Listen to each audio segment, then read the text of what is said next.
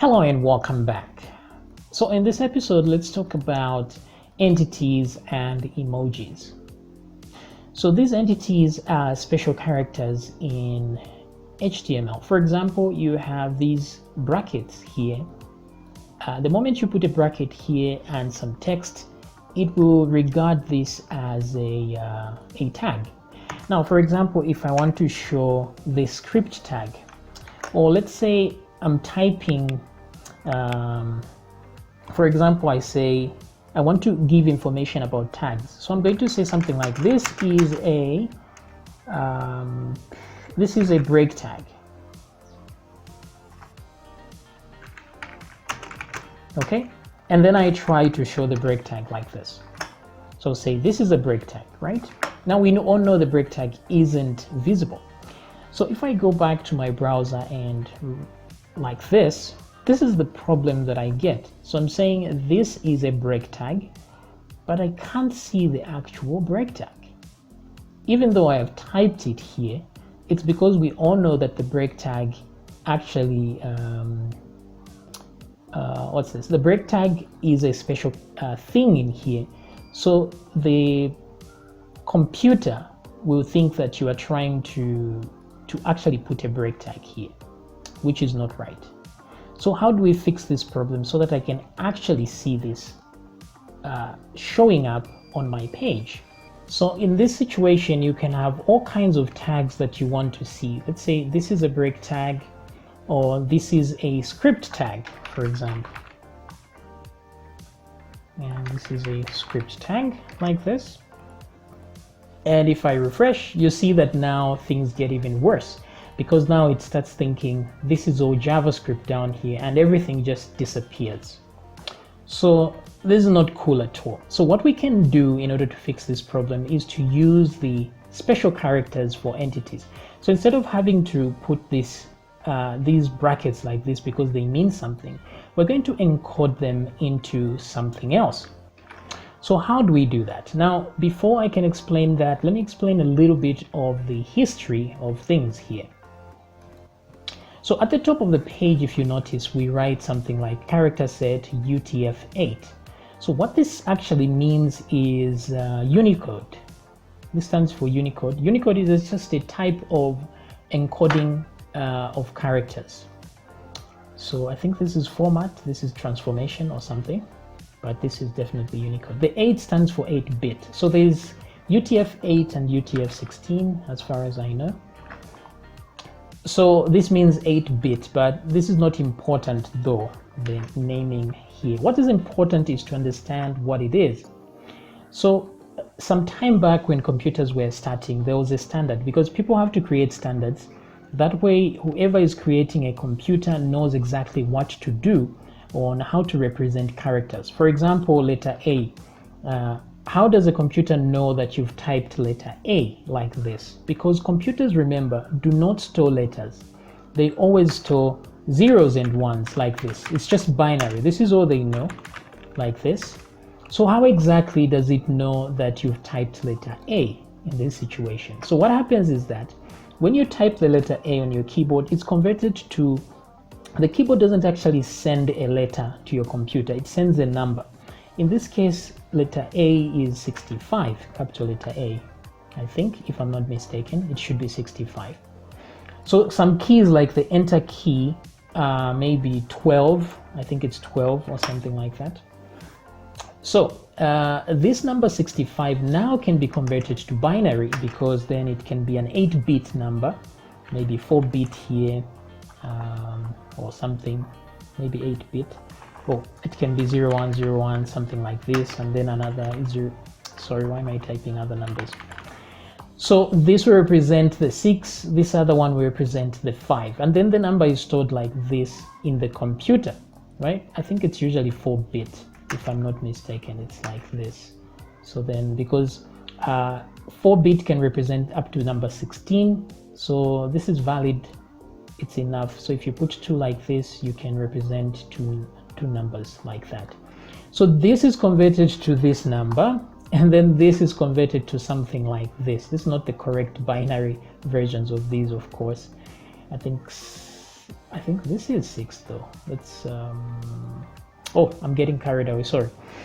Yeah, so this is what happens. Now the thing is, people have to agree that 65 represents A. Otherwise, when you buy one computer and you save a document, you open it in another computer, that 65 will be translated to a different letter, and then your document will be completely useless. So that's why it's important to know this mapping right here from A to 65. So people have to agree together that this A is represented by 65. And so when they did that, that system was called ASCII, like this, without an N. So that's American Standard Code for Information Interchange.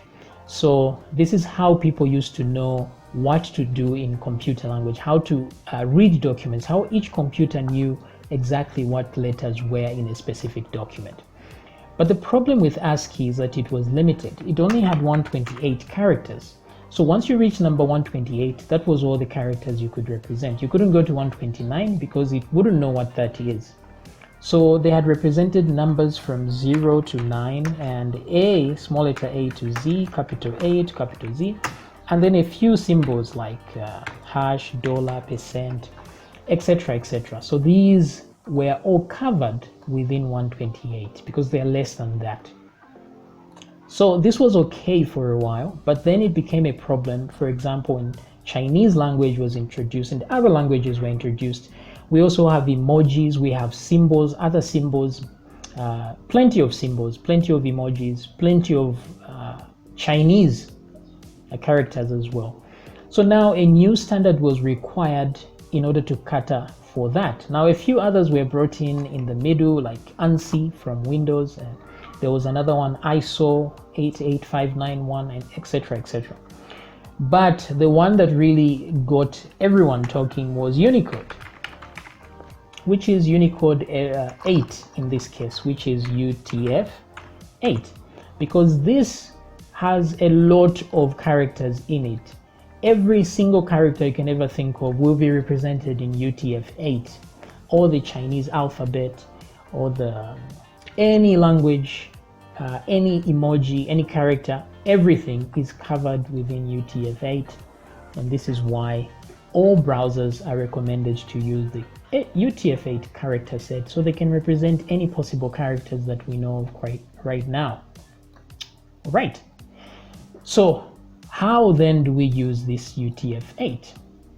So in our case, if I go to Google and I'm going to go and type UTF-8 codes, and then I open this page, this is the first link here, this is UTF-8 charttable.de, and yes, when I open, this is what I see. So this one shows all the represented characters here. Just make sure you type decimal here. You click, if it's hex, just click on decimal on the encoding here. That way you see decimal values and not hex values. So, but nothing wrong with hex. We can use hex as well.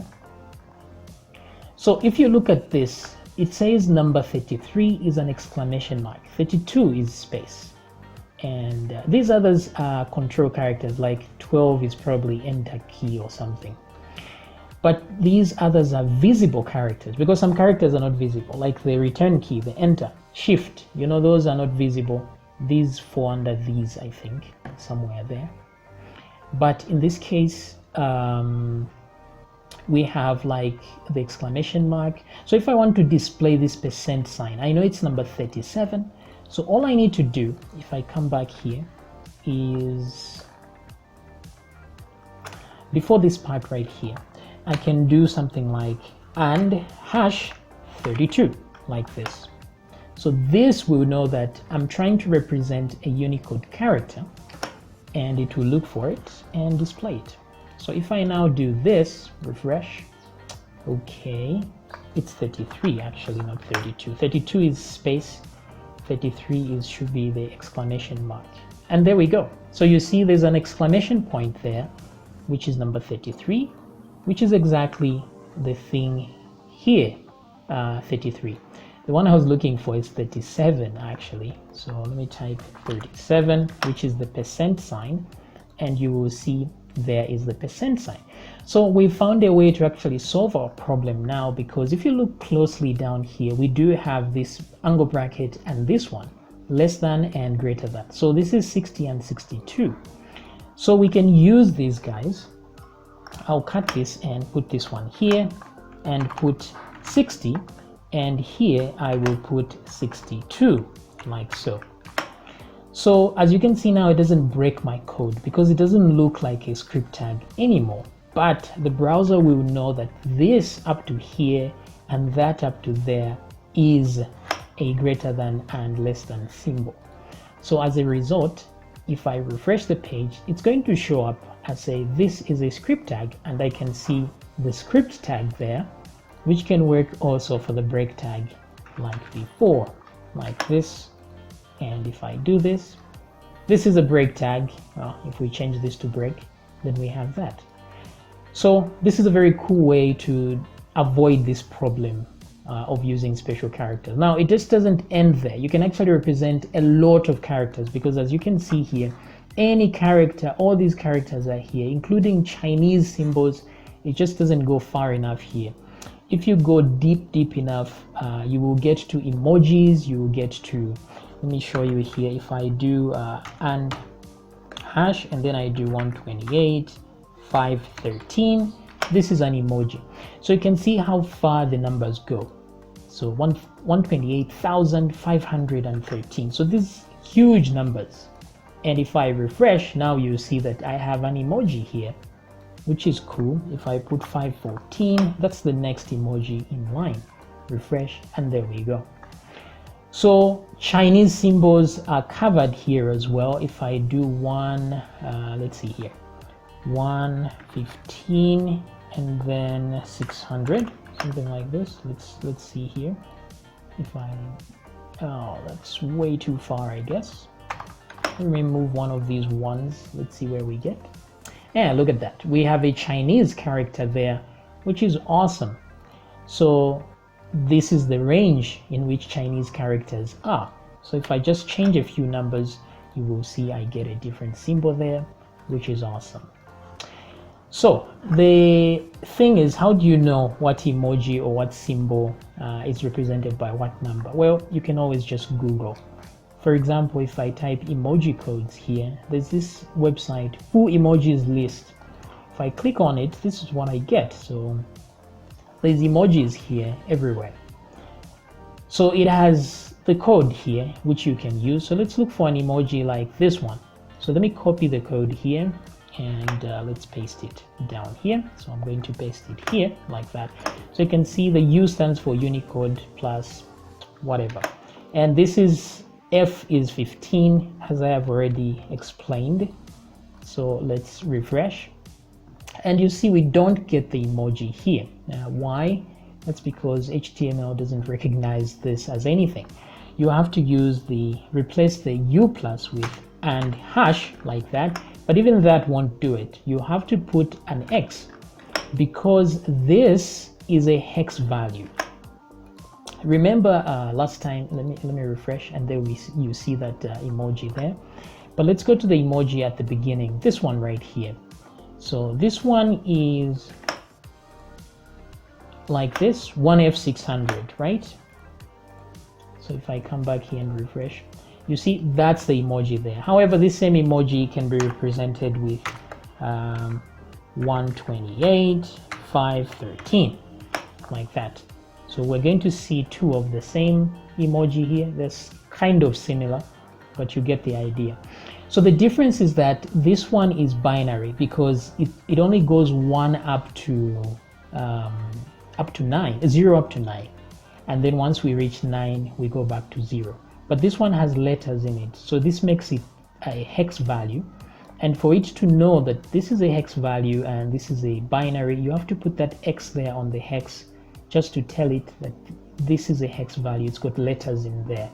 Otherwise, it won't know what you're talking about. But the binary version is just like this. So it's the same number, just represented differently. Okay, so this is how you can represent emojis. So you can go through all of these. Since these ones have U plus, you just have to add an X there, and remove the U plus in order to display them. So you can go through all of these. Let me get this one, for example, and let me put it here. Boom, and then I'm going to remove the U plus like that, and I get that laughing emoji.